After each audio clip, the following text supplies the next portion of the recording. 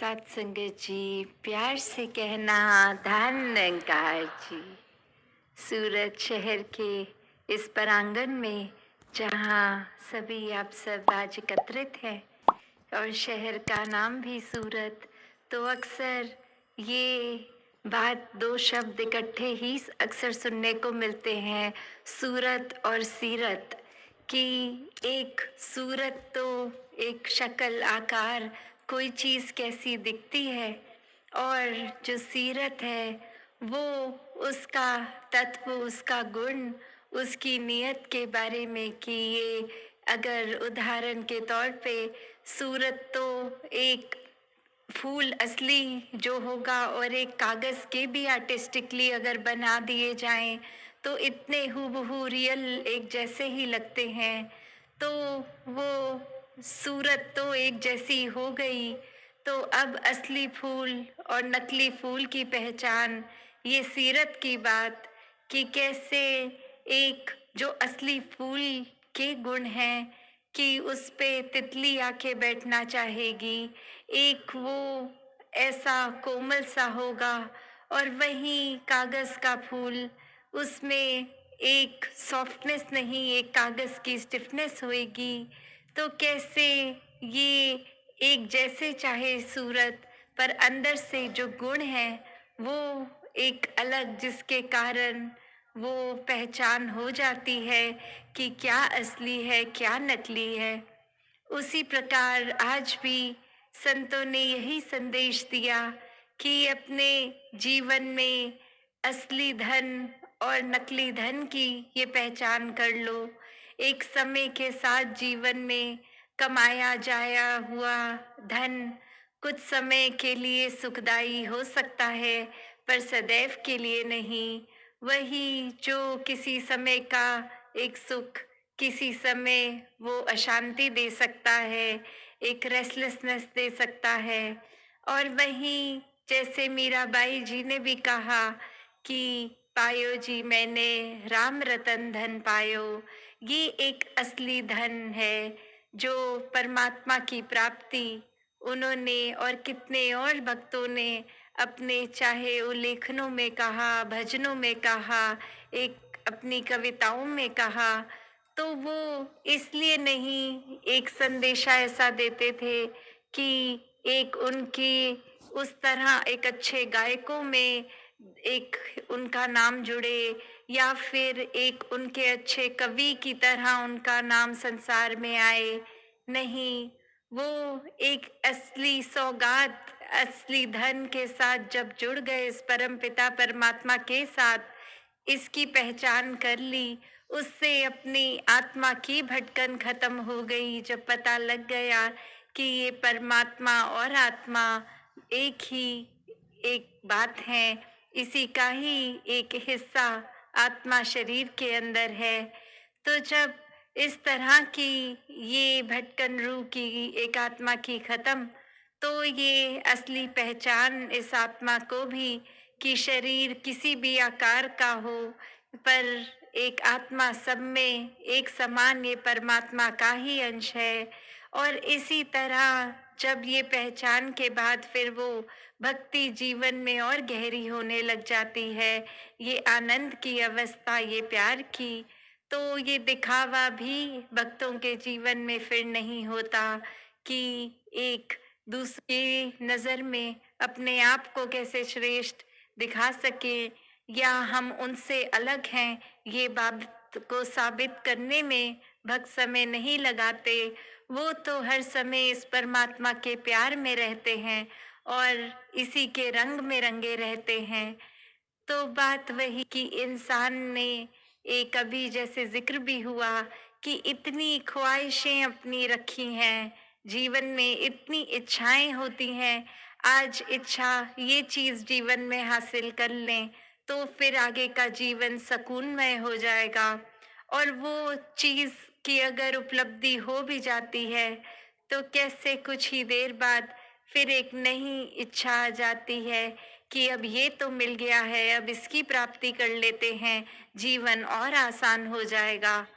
तो ऐसे करते करते ये देखा गया है कि एक जन्म से लेके मृत्यु तक इच्छाओं ने तो खत्म नहीं होना। अभी भोजन की इच्छा हो रही है और कुछ देर बाद भोजन खा के ऐसा महसूस होगा कि पेट भर गया। फिर कुछ घंटों बाद वही इच्छा एक रहेगी कि फिर से भोजन मिला है। तो कैसे एक इच्छाओं को एक जीवन में जो बात संत समझाते हैं कि वो इच्छा असल इच्छा कौन सी है। जब तक कुछ ऐसी इच्छाओं से जुड़ेंगे जो पल के लिए तो सुकून देंगी पर हमेशा के लिए नहीं, तो इंसान ने उन इच्छाओं के साथ तो बेचैन ही रहना है। पर जब ये इच्छा प्रभु परमात्मा की प्राप्ति की बन जाती है तो फिर हर समय का सुख है। फिर वो बेचैनी खत्म, वो तड़पात्मा की तो असल इच्छा एक जिज्ञासा कि ये मनुष्य का जीवन तो लिया पर प्रभु परमात्मा की प्राप्ति किस तरह हो। और वो आंसर विशन है ब्रह्म ज्ञान। जब ये ब्रह्म ज्ञान की दात मिल जाती है, एक उससे अपने जीवन में इस निराकार इस परमात्मा को हर समय अंग संग देखा जा सकता है। तो फिर ये जीवन भी हर समय इस परमात्मा के दर्शन करते हुए ही बीतता है। ये एहसास मन करता है कि हर समय ये परमात्मा मौजूद है हमारे हर समय में। तो कैसे ये इच्छा भी उस तरह होनी चाहिए जिस तरह एक उदाहरण भी है कि एक संत के पास कोई आया और बोला कि मुझे प्रभु परमात्मा की प्राप्ति इसके दर्शन करने हैं। तो वो संत ने उसके मुंह लेके पानी में कुछ देर डाल दिया और फिर जब बाहर निकाला तो एक लंबी सांस, एक अपनी उसको सांस को नॉर्मलाइज करते हुए एक जब वो बोला कि आप जब के अंदर थे तो आपकी सबसे ज्यादा इच्छा क्या थी, तो वो इंसान बोला कि उस समय ये इच्छा थी कि एक सांस मिल जाए, ऑक्सीजन जाए, पानी के भीतर दम घुट रहा था। तो वो संत समझाते हैं कि एक इच्छा प्रभु परमात्मा की प्राप्ति की इस तरह होनी चाहिए कि हर समय फिर वो जिज्ञासा रहे। आप पानी में थे, सांस आपकी प्रायोरिटी बन गया था, परमात्मा को जानना ये प्रायोरिटी में नहीं था। तो कैसे हर समय जब प्रायोरिटी ही ये दातार, ये निराकार, ये परमात्मा होगा तो अपने आप ही सारे कार्य बहुत सरल हो जाते हैं। फिर किसी भी चीज में कुछ गंदा नहीं लगता, कुछ बेकार नहीं लगता। सब में ये दिखता है कि ये स्थिति भी इस परमात्मा की रची हुई है। ये कोई अगर व्यक्ति भी हैं, ये जीवन में भी इस परमात्मा की वजह से हैं। तो वहाँ यही बात कि जीवन में एक अगर ख्वाहिशों को इतना तवज्जो ना दें, सिर्फ और सिर्फ इस परमात्मा को मिलने की ख्वाहिश, और वो ख्वाहिश को फिर जिक्र तक ही, इच्छा तक ही ना रखें, वो पूर्ण भी करें इस ब्रह्म ज्ञान द्वारा। इसमें जैसे एक शायर ने भी कहा कि एक ख्वाहिशें जो हसरतें होती हैं कि हसरतों का दिल में लगा है इस कदर हजूम, सांस आती है, सांस रास्ता ढूंढती है आने जाने के लिए। कि कैसे एक सांस को भी शरीर में जो एक कितना एक इनवॉलंटरी काम है कि सांस शरीर में चलती ही रहती है हर समय, चाहे हम सोते जागते हैं। पर अब एक इंसान के दिल में इतनी इच्छाएं, इतनी ख्वाहिशें वो बना के रख चुका है कि सांस को भी रास्ता ढूंढना पड़ रहा है कि इसके दिल में तो बस ख्वाहिशें ही ख्वाहिशें हैं, इसके पूरे तन में, दिमाग में इच्छाएं हैं। तो हम कैसे, एक सांस भी घुट रही है अंदर ही। तो वो ही बात कि एक सांस जो होती है वो बहुत ही सरल जिस तरह से एक इंसान ले लेता है, वही बात कि जब इस परमात्मा के अंदर हम विचरित कर रहे हैं, अपने हर समय इसी में रह रहे हैं, तो फिर ये एक उतना ही सहज है जिस तरह हमें पता भी नहीं लगता हम किस पल सांस ले रहे हैं, हम किस पल पलक झपक रहे हैं। तो किस तरह एक परमात्मा को जब जान लेते हैं तो हर समय इसी के अंदर भक्त रहते हैं। और वही आवाज़ आज भी भक्तों ने लगाई कि व्यक्ति को अक्सर ये पता नहीं लगता कि वो सो रहा है, जब एक थकावट में, जिसको इंग्लिश में जैसे जोन आउट भी बोल देते हैं, कि कैसे अभी हम यहाँ हैं और ध्यान हमारा कहीं और, तो शरीर कहीं पे उपस्थित है, ध्यान कहीं, मन कहीं और। तो कैसे एक संतों ने तो यही सलाह है कि हर समय एक फोकस अपना इस परमात्मा को बनाओ, ताकि जीवन में जो जो कार्य चलना है, एक चाहे बाल अवस्था है तो स्टूडेंट लाइफ है, आगे कामकाज, परिवार, ऐसी जिम्मेदारियां होंगी। तो हर समय अगर हम अपने जीवन में इसी को प्राइम बना लेंगे तो वो उसके साथ वो चिंताएं रहेंगी। पर जब परमात्मा को सबसे पहली अपनी प्रायोरिटी बनाएंगे तो किस कदर ये सरलता पूर्व के सहज में ही जीवन चलता है। एक फिर स्कूल में होंगे तो पढ़ाई भी ज़्यादा एक ध्यान से की जाती है, क्योंकि इस परमात्मा के एहसास से की गई, फिर वो फोकस भी ज़्यादा रहता है। फिर कामकाज में मेहनत भी उस तरह होगी कि ये परमात्मा का एहसास है, तो किसी से चालाकी नहीं व्यापार में करने का दिमाग सोचेगा।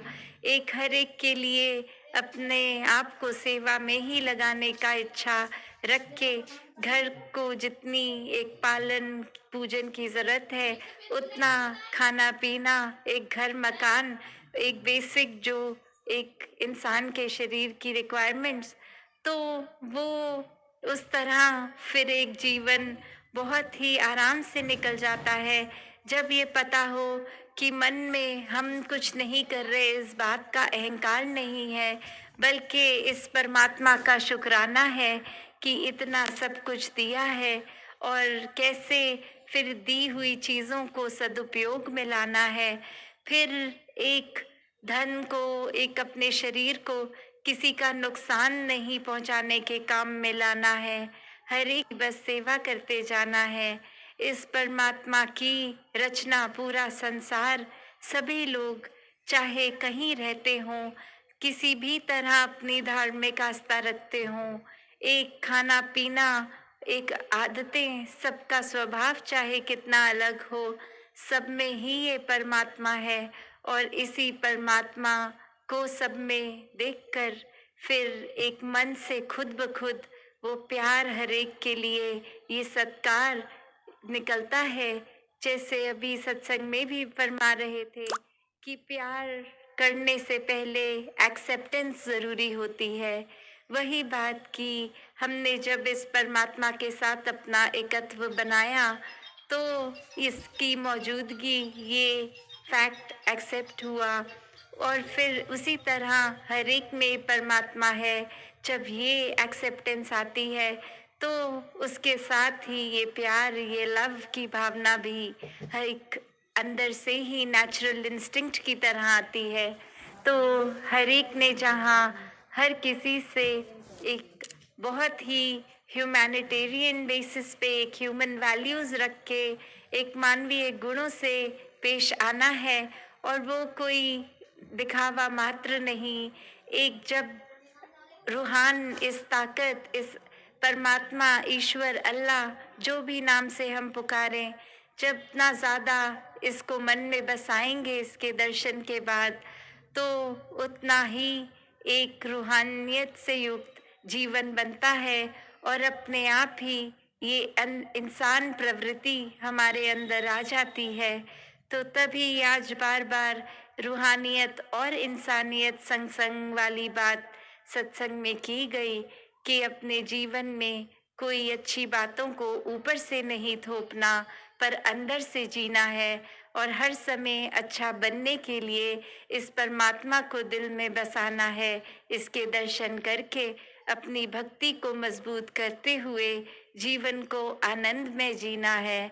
फिर ये चाहे परिस्थितियों के ऊपर मन नहीं आधारित, दुख है सुख है ये तो आता जाता रहता है, पर कैसे उससे ऊपर उठ के सिर्फ इस परमात्मा के एहसास में, जहाँ भक्ति भी एक समाज में रह के, घर में रह के हो सकती है, वो अपने आप को काट के कहीं दूर नहीं, इसी में दातार ने जो दिया है उसी में विचरण करना है। तो ऐसी भक्ति जो माया में रहकर हर समय फिर भी ये माया का रंग नहीं, इस दातार इस निराकार का ही सच्चा रंग हर एक के ऊपर चढ़ा रहे। सात संगत जी, धन निरंकार जी।